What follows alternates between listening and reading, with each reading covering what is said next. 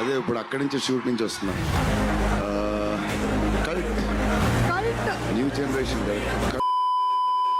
Spirit గురించి ఏం details బయటకు రావట్లేదని చెప్పి చాలామంది ఫీల్ అవుతున్నారు. కానీ సందీప్ రెడ్డి వంగ అప్పుడప్పుడు మాత్రం ఒక చొరకిస్తూ ఉంటాడు అనమాట. సో అలాగే స్పిరిట్ గురించి ఒక ఇంట్రెస్టింగ్ ఇన్ఫర్మేషన్ అయితే ప్రస్తుతానికి బయటకు వచ్చింది. దాని గురించి పర్టికులర్ వీడియో చెప్పే ప్రయత్నం చేస్తా. ప్రభాస్కి అయితే మాత్రం ఖచ్చితంగా గుడ్ న్యూస్.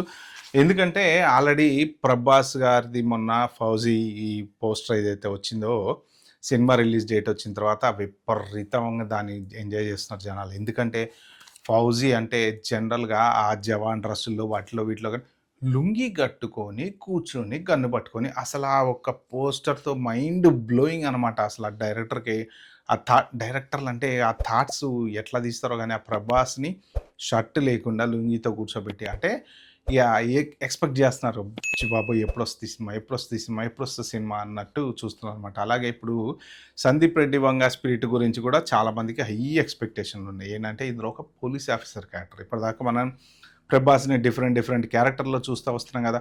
మరి పోలీస్ ఆఫీసర్ క్యారెక్టర్లో ఎలా కనపడబోతున్నాడు? ఈ మధ్యన చూసుకుంటే రీసెంట్గా మన చెంచల్గూడ జైల్లో కూడా దీని గురించి కొన్ని షూట్లు అవి చేశారనమాట. అంటే సెట్ వేసి చేస్తారు జనరల్గా.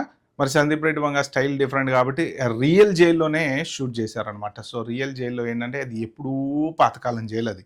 సో ఆ లుక్, ఆ అట్మాస్ఫియర్ ఏదైతే ఉంటుందో ఇప్పుడు ఈ సినిమా కూడా ఏంటంటే కొంత పాతకాలం స్టోరీలు అవి ఇవి కానీ బ్యాక్డ్రాప్లు ఉంటాయి కదా, మిక్స్ అయ్యే చేసేటువంటి ఈ సినిమా కాబట్టి సో మరి ఆ లెవెల్కి తగ్గట్టు ఉండాలని చెప్పేసి ఆ చెంచల్గూడ జైల్లో షూట్ చేశారనమాట. అలాగే కొన్ని సెట్లు పాతకాలానికి మ్యాచ్ అయ్యేలాగా వేసి చేస్తూ ఉంటారు.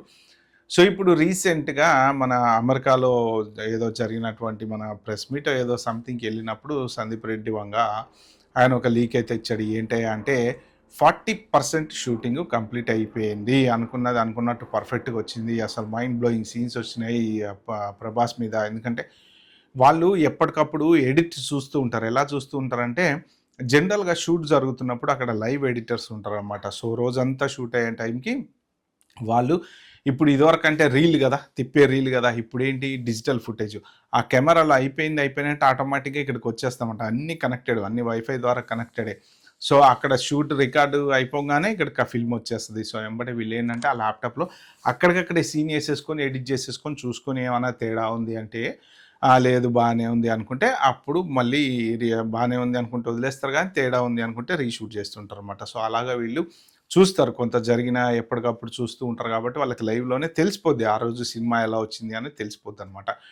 సో ఇప్పుడు అది చూసినటువంటి సందీప్ రెడ్డి వంగ సూపర్గా వచ్చింది సినిమా అయితే మాత్రం మామూలుగా లేదు. ఇంకా మీరు మాత్రం నెక్స్ట్ లెవెల్ సినిమా ప్రభాస్కి ఇది ఖచ్చితంగా అయితే చెప్తున్నాను ఆయన.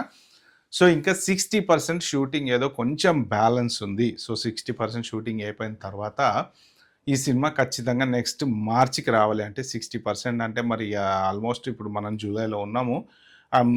అంటే ప్రభాస్కి సంబంధించిన సీన్లన్నీ కూడా ఎలా తీస్తారంటే చాలా సీన్లు డూపే తీస్తారు. ఎందుకంటే ఆయన బిజీ ఆర్టిస్ట్ కాబట్టి 3-4 సినిమాలు కమిట్ అయ్యారు కాబట్టి ప్రతి ఒక్క సీన్ను ప్రభాస్ పెట్టే తీయాలి అంటే చాలా కష్టం అనమాట. అంటే ప్రభాస్ ఉన్న క్లోజప్ సీన్ జనరల్గా ప్రభాస్ కూడా అదే అంటాడట, నేను ఓన్లీ నా క్లోజప్ సీన్లకు మాత్రమే చేస్తా, మిగిలిన నువ్వు డూబులు పెట్టుకొని చేసుకో అంటాడట. దానికి ఓకే అయితేనే చేస్తా అని కూడా మరి ఉంది సోషల్ మీడియాలో. అది ఎంతవరకు కరెక్టో నాకు తెలియదు. ఎందుకంటే వాళ్ళు బిజీ ఆర్టిస్టులు కదా. ఇప్పుడు వాళ్ళు ఏంటంటే వాళ్ళ షూటింగ్ ఒకటే కాదు, వాళ్ళకి 1,90,000 పనులు ఉంటాయి కాబట్టి. సో ఆయన లేచినా కూర్చున్నా నిలబడ్డా ఎక్కడ పోయినా కానీ పెద్ద సెన్సేషన్. ఇప్పుడు అంత పెద్ద వరల్డ్ వైడ్ హీరో ఇప్పుడు ప్రభాస్.